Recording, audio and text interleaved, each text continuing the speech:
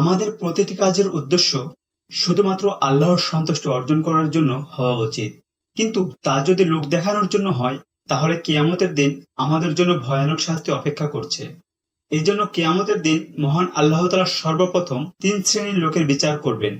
হযরত আবু হুরায়রা রাদিয়াল্লাহু তাআলা আনহু থেকে বর্ণিত, তিনি রাসূল সাল্লাল্লাহু আলাইহি ওয়াসাল্লামের কাছে নিচের ঘটনাটি শুনেছেন। কিয়ামতের দিন সর্বপ্রথম যার বিচার হবে সে হচ্ছে একজন শহীদ।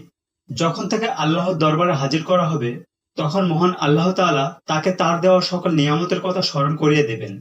সেও তা স্মরণ করবে। এরপর মহান আল্লাহ তাআলা বলবেন, এত নিয়ামতের বিনিময়ে তুমি কি আমল করে এসেছো? সে বলবে, আমি আপনার সন্তুষ্টির জন্য যুদ্ধে অংশগ্রহণ করেছি এবং শেষ পর্যন্ত আমি শহীদ হয়েছি। তখন মহান আল্লাহ তাআলা বলবেন, তুমি মিথ্যা বলছো। তুমি আসলে এই জন্য যুদ্ধ করেছো যেন লোকেরা তোমাকে বীর বলে। এরপর মহান আল্লাহ তাআলা ফেরেশতাদের আদেশ করবেন, তাকে উপর করে ছেঁচড়িয়ে নিয়ে যাও এবং জাহান্নামে নিক্ষেপ করো।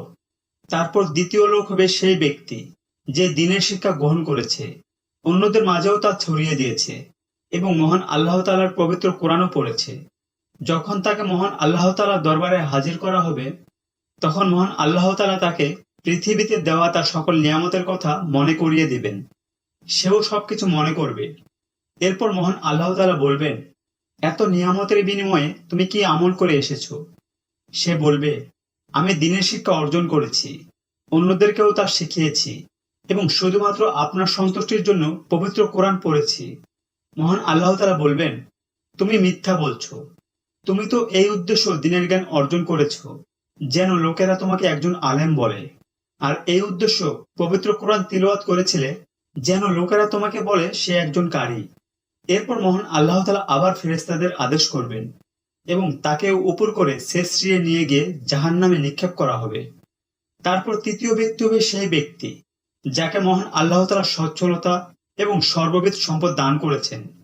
তখন তাকেও আল্লাহর দরবারে হাজির করা হবে এবং তাকে তার সকল নিয়ামতের কথা স্মরণ করিয়ে দেওয়া হবে। সেও তা স্মরণ করবে।